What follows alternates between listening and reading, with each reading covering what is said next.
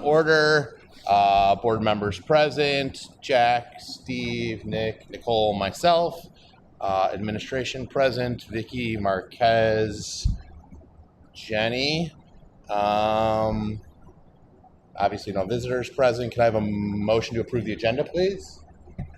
I move to approve the agenda as presented. So moved. Second. All those in favor? Aye. Those opposed? Motion carries.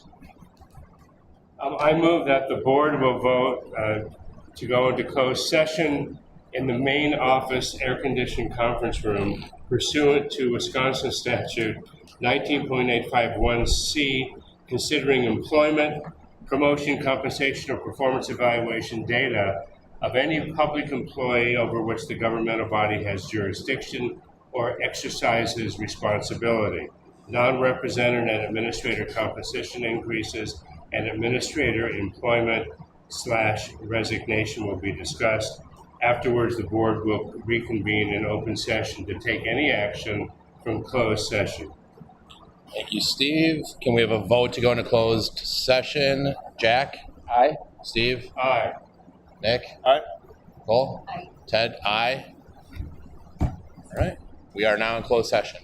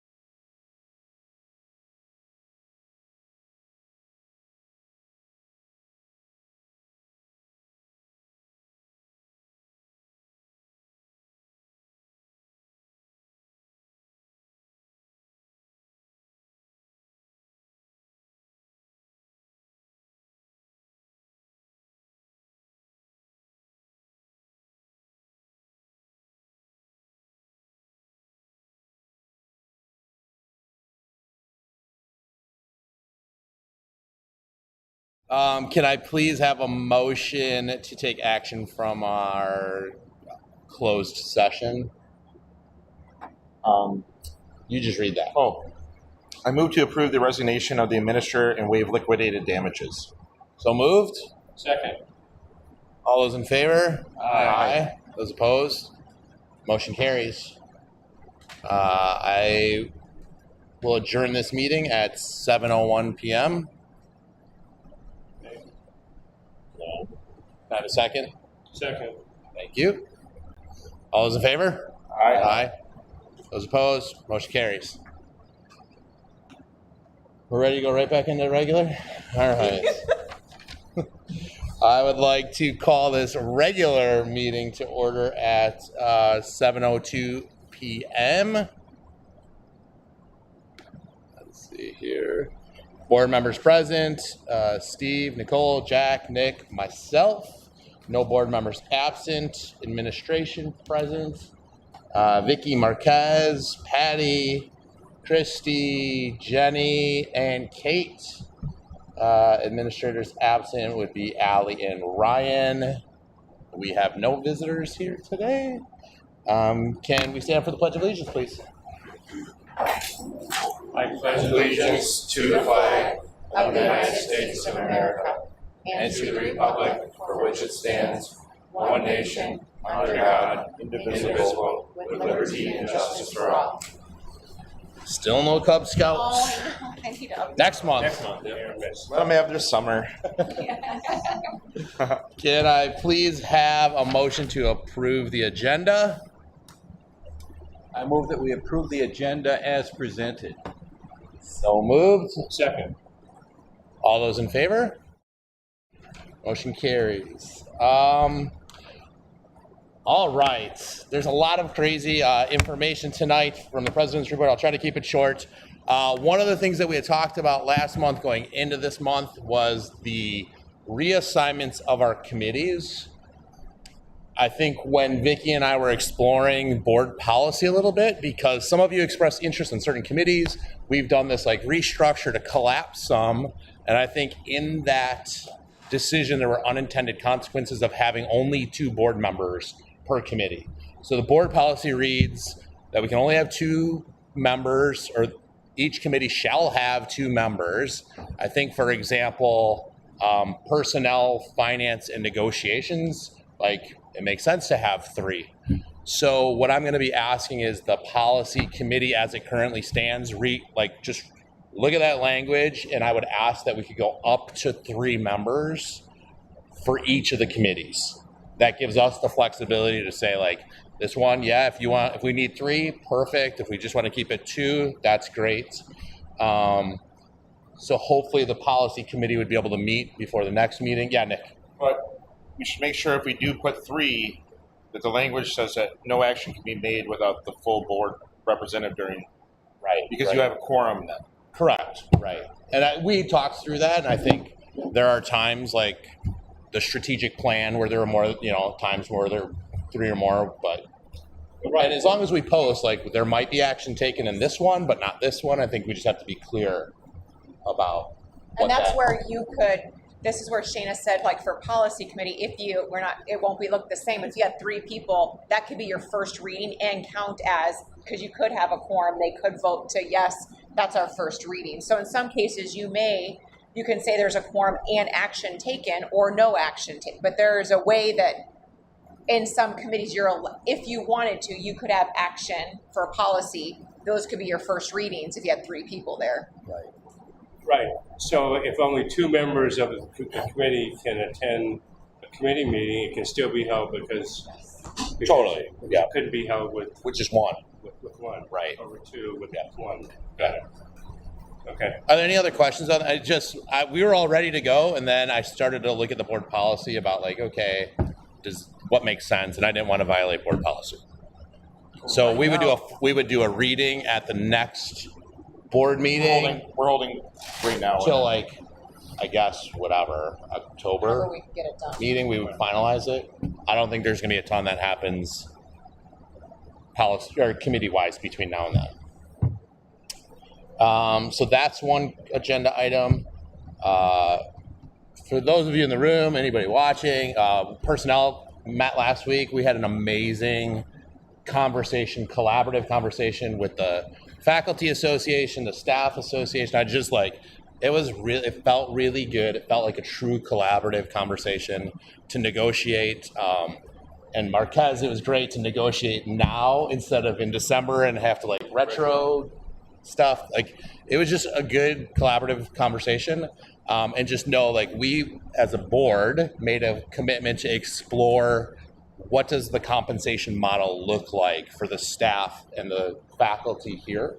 Does it actually make sense? Does it mirror the values of us as an organization as well as the faculty and the staff? So I think there will be a year-long task force that looks at, okay, what are not just salaries, but what are other benefits that make sense for educators and professionals in this work? So Vicky will be sending out information about that. So if you're interested in any of that, it's not a microphone. No. So that was a great conversation. You saw in the board update that Vicky's going to be sending out information about policy 5410. It's one of the untouched policies for I don't know how long. Almost 20 years. Almost 20 years, which is interesting because that's about promotion and placement and retention of students. 20 years, a lot has changed in education. So if we're truly committing to make sure that all students are going to learn, does that policy really support what are we going to do when they're not? So she's going to be sending out information about a task force for that too. And that's what I have. Any questions at all on all of that? Any clerks? Any correspondence, I have Steve? no correspondence at all, Mr. President. All right. Any CISA updates? The only thing was CISA 2. In the past, we have the Board of Control has met on a monthly basis, the third Tuesday, and now the board voted at its last meeting to essentially skip every other month. So instead of every third Tuesday, it'll be every other third Tuesday, and then we have committees, and if there's a need for a special board meeting, that we would have that. So for this month, there was no meeting last week, and our next meeting will be next month in September. So anyway, that's You have to stay organized. I do. I have to try to be organized. Thank you. All right. Thank you. Let's take a look at the treasurer's report. All right. I'd like to present the treasurer's report dated July 2023. I'll read the ending balance for each of our accounts. CSB operating account with a balance of $261,270. CSB flex account with a balance of $54,595.27. Petty cash with a balance of $300. LGIP with a balance of $1,113,331.76. WISC with a balance of $21,949,197.53. It's a mouthful. For a grand cash and investment asset total of $23,378,694.56. So I'm just going to plant a little seed here for some changes we might make to the treasurer's report in October. I want to point out that while the grand cash and investment asset total is large, a majority of those funds are designated for specific purposes like referendum, non-referendum debt payments, and long-term capital improvements. Those cannot be used for general operating purposes. So moving forward, we will also read off Fund 10 and 27 asset total, which is more indicative of Salem's true cash investment assets available for operating purposes. Sounds great. And I actually did put it on this month's slide. Oh, you did? I did. If you go back one, it's at the very bottom. So beneath the grand asset total is the Fund 10 and 27 total. So that's just looking at funds 10 and 27, which are our operating accounts. So really, the true cash and investment total for the July ending balance is $1.4 million. Right. So that's what we truly have access to at this. To like just turn the lights on, run school. Yep. Perfect. Thank you. All right. Payment of account payable bills. This is dated June 1st through June 30th, 2023. This includes paper checks numbered It's actually July. I forgot to update. that. July. Yep. This includes paper checks numbered 71980 to 72022. Wire transfer checks numbered 2023-00001 through 2023-00067. And ACH checks numbered 23240002 to 23240006 for a total of $1,527,971.27. All right. All right. So similar to what we did on the treasurer's report, where we're pulling out Fund 10 and 27 because those are really the true like operating funds. On the monthly revenue and expense report now, I've actually merged 10 and 27 together because at the end of the day, like they're inexplicably they're linked together because we don't get aid for all of our special ed costs, so we end up having to make a transfer from Fund 10 to 27. So really, if you look at them together, that's more of a true indication of what your revenue and expenses are. The other ones are all like debt payments or long-term capital improvement expenses or food service, which are all separate and not tied to our operating. So moving forward, this will also show 10 and 27 together. So it'll kind of be in sync with the treasurer's report. Perfect. So at this point, so we're only looking through July 31st. We actually received less than 1% of our revenue in July, so it's a very slow month from a revenue side. I think all we had is really interest and a couple random student fees coming in. So some parents decided to pay some fees in July, but not many. So at this point, last year it's very comparable, very low revenues. So not much to report on the revenue side. But if we go to the expense side, obviously our expenses are kind of continual because most people choose to get paid over the summer.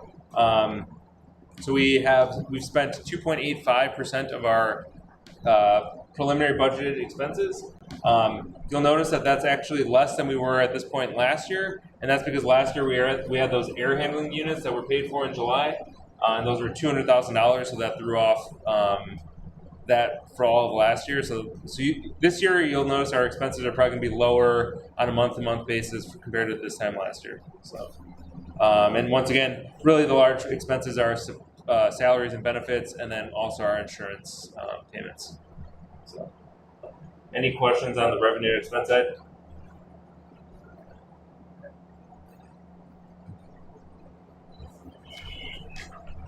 That was a short one for you, Ted. Yeah. Well, yeah. July is not.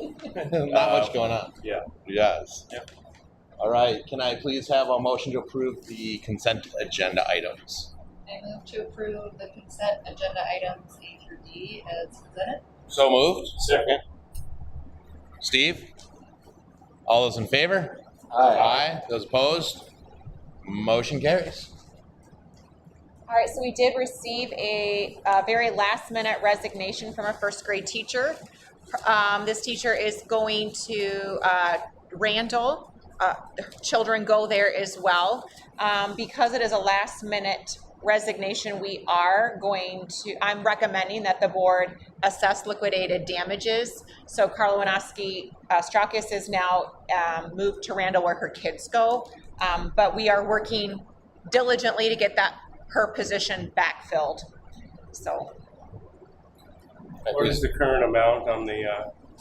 So after August 1st, the liquidated damages jump up to the full $3,000 amount. We do understand that she has talked with her district to offset that, so. Can I please have a motion? I move to approve consent agenda E, the resignation of the first grade teacher and assess liquidated damages. So moved. Reluctantly second. What's that? I know Carla. Reluctantly second. Thank you. All those in favor? Aye. Those opposed? Motion carries.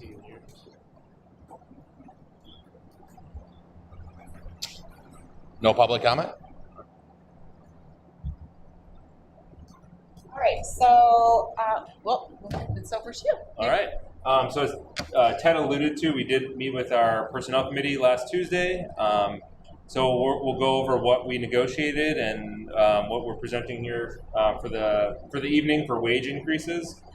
Just a little bit of background. CPI for the 2023-2024 fiscal year is 8%, which is the highest it's been since they started keeping track from the Wisconsin Employee Relations Commission over the last 30 years. So this is, unprecedented amount of inflation going on. Last year it was 4.7, so it jumped from 4.7 to 8%. And just to put it in perspective, it was typically hovering around 1 to 2% for most of the last 20, 25 years. CPI is projected to come back down. Right now, current projections are showing right around a 4% CPI for next year's bargaining. So hopefully that 8% is a one-time blip, and we're kind of hopefully come back down to normal, but it's going to take another year or two before that happens. Revenue limits, we did get a per pupil increase from the state of $325. Our base revenue limit per pupil amount was $10,000. So a $325 increase is like a 3.25% increase in our revenue. So when CPI, your costs are going up by 8%, but your revenue is only going up by 3.25, obviously there's got to be something's got to give, otherwise you're in a deficit position. So that was just something at the top of our minds as we went through this. We did benefit though from our low revenue ceiling being increased. So it was at 10,000 and that got bumped up to 11,000. So in addition, so we got actually $1,000 increase instead of a $325 increase. But we did lose 2 exemptions on the revenue limit because we had a declining enrollment during the pandemic year that carried forward over the last 2 years. And we lost that exemption. So that kind of evened it out a little bit, but we still ended up better than most districts in the state from a revenue limit perspective. Future state funding, so this year and next year are already set at $325 increases, but after that we don't know what to expect. The previous 2 years it was frozen at 0, but prior to that it was a pretty regular increase of about $200. So that's just something to keep in mind as we plan for the future and look at what's base building and what's not. And then ESSER funds, we do have these one-time federal funds that are expiring at the end of the school year. We've tried to put ourselves in a position where we're not putting things that are continually going to be expenses in the future using ESSER so that we don't experience that fiscal cliff. So that's just one other background piece of information. And I just wanted to go over that. We did talk about this at the personnel committee meeting, but just so everybody's on the same page. So if we go to this slide, this is what we ended up negotiating at the personnel committee meeting for a base wage increase for our teachers and contracted staff. So we do have a step and lane compensation model. So every year of additional experience, people move up a step or down a step, depending on how you look at it. And then we also have lanes for education. So a bachelor's degree, a master's degree, and a master's plus 30 credits. We didn't have anybody shift lanes, so there was nobody with a new degree this cycle. But we did have a majority, or 61% of our staff, 61 out of the 80 teachers or contracted staff did move up a step. And so those steps are $900 increments. So 61 times 9, that's $54,900, or 1.12% of the total base wages. So that's what was just going to happen regardless of even if we kept everything flat, we were going to pay out 1.12% more for all the people who moved up a step. Then the compensation model, we did negotiate increasing each cell on that compensation model by $1,925, meaning that every single teacher or every single person on the schedule, all 80 employees would get that $1,925 increase. And so if you spread that out over the 80 people, that's $154,000 or 3.14%. So if you add... And Mark, got something to note that you brought up during that meeting. There are districts in our area that are using it more as a stipend, not so much a a base wage, true base wage increase, correct? So both the steps and lanes and the increasing of the cells are base building, meaning that those will continue into future years. And that's always important because last year we did more of a stipend, and a lot of districts did stipends as well, because we were unsure of what the state budget was going to look like. Now that we kind of know what the revenue looks like for this year and have a good idea of what it looks like next year, we feel comfortable that we can get this and not put the district in any precarious position. Yeah, and obviously, I think the point that was just made by Nick, I think that's important to mention that this is not a stipend. It's built in. It's there. Barring anything in the future, who knows? But it is there, and that shows the dedication of our staff, Right. and the dedication that we, as a board. Yep. And so when you add those two pieces together, you get a $208,900 increase on the base wages, which comes out to 4.26%.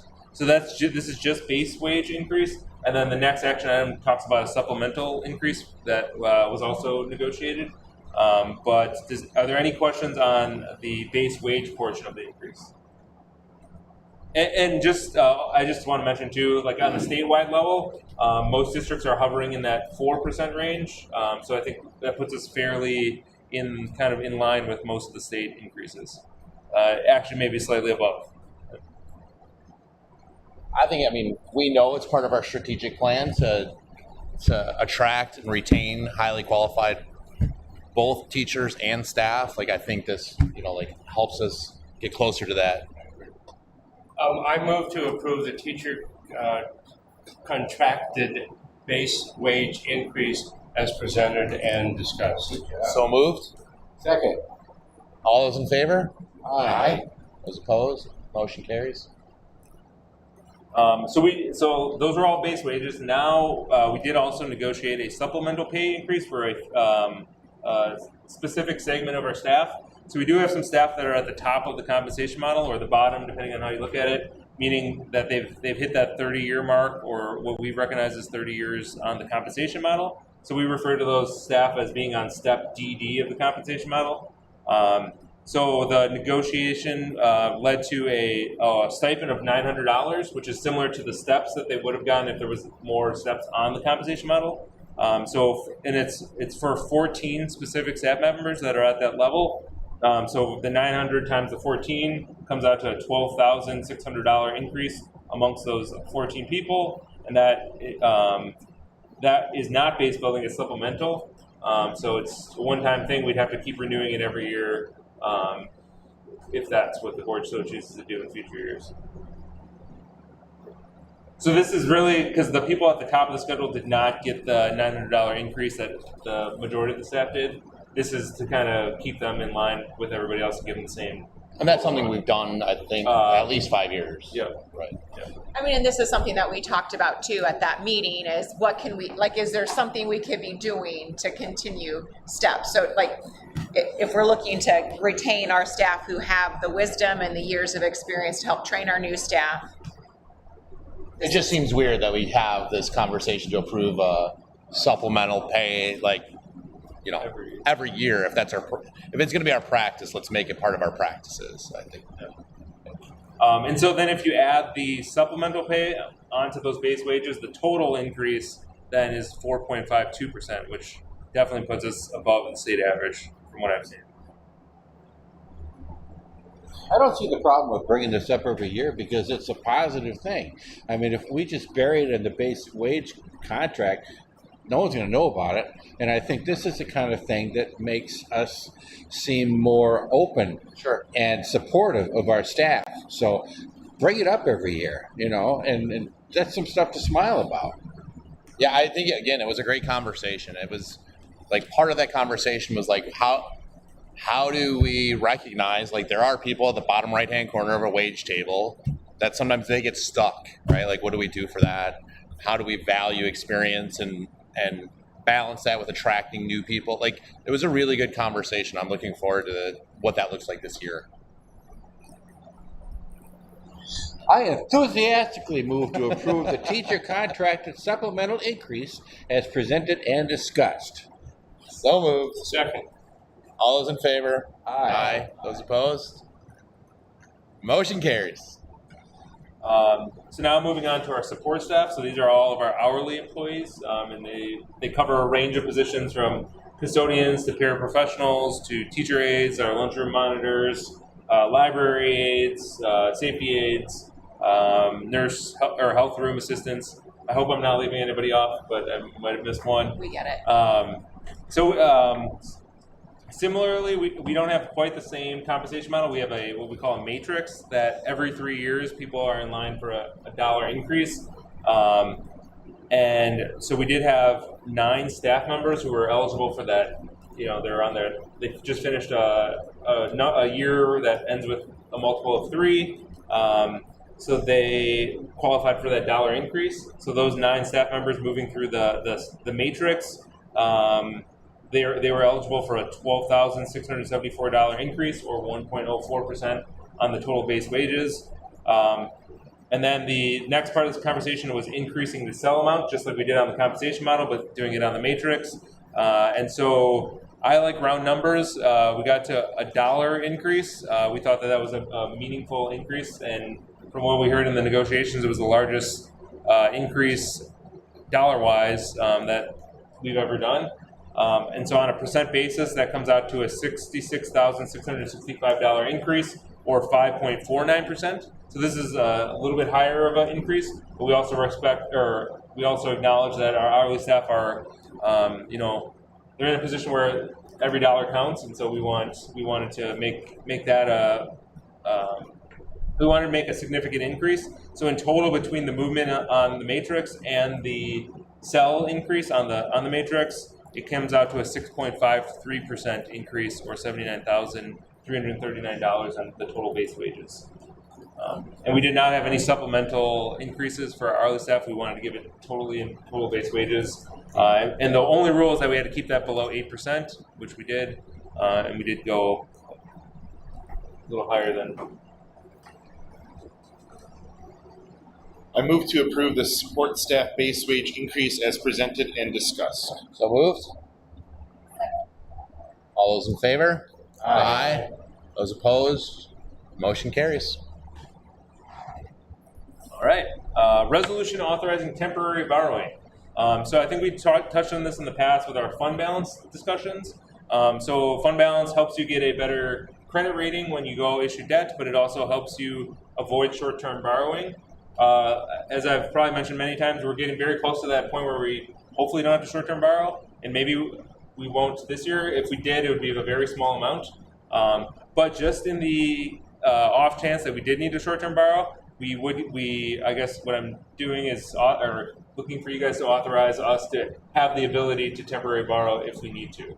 And I would let you know, typically this would happen probably in December at our low point in cash flow. But the hope is that we don't have to, and I would obviously keep the board up to date on that. Obviously, interest rates have gone up, so we would pay more in interest, but for the amount of time and the amount of money that we'd borrow, I mean, it's hopefully less than $1,000 in interest we'd be paying. So Yeah, and the point that is made there that the state aid doesn't come until early December, that always has been a real issue as far as I'm concerned for all school districts. Yeah. So it's something that we just do. And then property taxes don't start coming in until January. So going back to the treasurer's report, you'll notice that we were at like $1.2 million in our true cash and investment total. That amount even got lower in the month of August, and was probably less than $1 million. It was $600,000, $500,000. We just got our property tax payments from the 3 municipalities that make up our tax base on Monday. So now we're back to a positive cash position. But it does ebb and flow. It's not a steady. Our revenue does, as you can see, July there was like nothing coming in, but we still had expenses. I move to approve the resolution authorizing temporary borrowing as presented and discussed. So moved. Second. All those in favor? Aye. Those opposed? Motion carries. All right, another annual item is the shared service agreements. So similar to last year, we would like to have a shared service agreement with both Paris and Brighton school districts for occupational therapy services. So we employed Donna J as our OT, but Paris and Brighton both have a need for an OT. So we do have the capacity to have Donna J work at those districts for a few hours each week. We do build in travel time, mileage, and we charge a small administrative fee.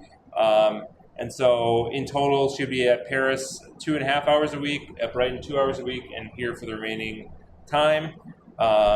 So combined, if we approve these two agreements, we would offset our expenses by almost $14,000. It's very similar to last year. I think it's a slight increase for Brighton. I think they had a slight increase compared to last year. But this is just an annual approval. I move to approve the shared staff service agreements as presented. So moved. Second. All those in favor? Aye. Those opposed? Motion carries. All right, last one for me. So we did approve our school. Thank God. We did approve the school fees back in June. At that time, I had mentioned that the National School Lunch Program and food service fees were based on the previous years. We didn't quite know the New Year's. We also found out that our milk prices have gone up. That's the amount that we're getting charged for milk. So in order to, we're not making a profit off of the milk. We're charging what we're paying for the milk. So we would have to increase it from the 40 cents to the 55 cents to cover the increased cost. I think it was at 40 cents for a long time since I've been here, and I've been here for almost 3 years. So it's, it's just the inflation is going up, and milk is one of those prices that's going up. We did keep our meal prices, though, or the rest of the meal prices flat for this year. But the milk is something that we do a la carte. So we're looking to increase that by 15 cents. That was the only change to the school fee, but I wanted to present it so that everybody's on the same page. And we were able to keep that meal rate flat because of We do some have a of like our fiscal responsibility, Yeah, right? Like, in Fund 50, yep. And so the fund balance in Fund 50 can't be used for general operations. It can only be used for food service related expenses. We do have a significant fund balance, so we are keeping it flat to benefit our students and our families. Right. Next year, we probably will have to increase it at some point, but yeah. Cool. I move to approve the revision to the 2023-2024 school fees as presented. So moved. All those in favor? Aye. Those opposed? Motion carries. All right, so I'm going to have, Christy's been doing a tremendous amount of work, excellent work on our crisis management plans. As we put in the board update this past week, there are some items that we don't want to discuss publicly for security reasons, but please do not hesitate to email Christy if you have specific questions you want her to follow up on. She's been working she'll probably tell you about working closely with people to make sure our plan is strong, and she's going to train our staff on it later this next week, actually. So I started this work in the spring with Deputy Isaac. He's kind of like he's our ALICE trainer. He's been doing safety assessments for other schools in the area. So he and I partnered March 22nd to kind of begin our process to look at all of our safety measures. So one of the things that we looked through was our emergency operation plan. There's been a lot of updates through the Department of Justice and state mandates and things that we need to ensure that we're following. So I started working on exactly that, ensuring that our emergency operations plan aligned with what the Department of Justice wanted from us, basically. So there is a link there if you're ever curious to see the resources that they have, but they include different examples of safety plans, how to respond, the components you should have in your plan. So the draft that was shared with you all models exactly what they're looking for. Last spring, we also had some pieces that we worked on with our student services team. So they would be the first people to kind of respond in the crisis, our school psych, social worker, counselors, nurse. And then the admin team reviewed this just recently, last week or two, just to ensure that we're editing and have a common understanding of what our emergency operations plan would look like. And then once this is approved, we have to upload this along with other requirements to the Department of Justice to ensure that we're compliant with the state statute. We do have to have safety drills, and so I'll be working on how to best do that with our youngest learners to ensure that there's no sense of fear or trauma as we're practicing these drills, but it is a requirement, so we'll get more information out on that as the year goes through. And then the recommendation from the Department of Justice is that every 3 years, the board should really be approving our plan. There may be some updates throughout, and we'll just keep you posted on anything else that we may need to add. Jennifer and I talked through like a cyber response, what to do in a cyber crisis. So those are all pieces that we still are working on and talking about as a team that we'll continue to add to that plan. Any questions? One of the things that I like that Christy also added this past year is, so when we have the typical fire drill, it does tend to panic a number of our students who don't know if that's a real or not a real. And we understand that the state wants us to have unannounced, but what we'll do by her recommendation was we make an announcement letting them know we're about to do a fire drill. It's just a drill. So it helps kind of de-escalate some of the panic that we don't think about those things, but when we start to see amped up behavior, it is sometimes because we've set it off on our own and so, or ourselves. So there's a number of things that when she talks about those drills that she's going to be walking through our staff during our training next week, she's really taken that into consideration, making sure that not just our students are cared for, but our staff are cared for, and the way that we make sure that they understand when we have an intruder or when we have this type of event, here's how we're going to respond, and here's the supports we have in place. So she's been very cognizant of that, and I appreciate it. Even if there's visitors in the building, we had a day last year that it was either first grade or kindergarten, had parents in, and we were going to plan a fire drill. So it's just important to do that announcement up front so that everybody in the building realizes what we're doing. Questions? Move to approve the Emergency Operations and Crisis Management Plan as presented and discussed. So moved. Second. All those in favor? Aye. Those opposed? Motion carries. Thank you, Christy. Thank you. Okay, so we're on, we've already covered our personnel minutes. Oh, I just have a question. Yeah. And maybe it was just because of the noise and from the fans, but on the committees, and you were talking about the 3. Yeah. So is that going to be at the next board meeting to announce? Well, so like we'll have a Committees? so there'll have to be a policy committee meeting Okay. to look at that specific language about committees, That's right. with the hope that who's ever on the, I think, would end up at a point where we can go up to 3 per committee, Okay. right? Okay, very So then we would bring that back. We would do a first reading here, Got it. and then hopefully approve it at the October meeting. Okay. But if we have another board member at that meeting, couldn't we approve a first reading? Isn't that what we discussed? Can't talk yet. Yeah. It's like really, the current policy is pretty restrictive in how that, I would yeah, too. right. If you're on the committee, right, you two are on policy. So like last time when I came, I can come because I'm a board member, but I can't That's participate. right. Yeah. Right. Right. Yeah. Yeah. Thank you. So not yet, Jack. Not yet. But I think if we get to that point, then we could. Even though I would have wanted you to vote, but you couldn't. Yeah. So then we could get to where you would post the agenda and say like right now, almost all the agendas say no board action will be taken at a committee meeting. Now we would have the ability to say action may be taken on these items As Got a ahead first of reading. myself. as a first reading Thank you. or whatever else. Yeah. Good. I like that. Better to understand. Yeah. So that could save us time. Absolutely. Right. Right. Yeah. Not that, I mean, No, and we would still talk here publicly about what happens at those meetings, Right, right? right, Just right. like we did tonight. Right. But yeah. All right, so I'll reach out for a policy committee. I'll reach out to the 2 of you. Okay. Very good. All right. All right. I move to adjourn this meeting at 7:41 p.m. so moved. All those in favor? Aye. Those opposed? Motion carries. We will see you in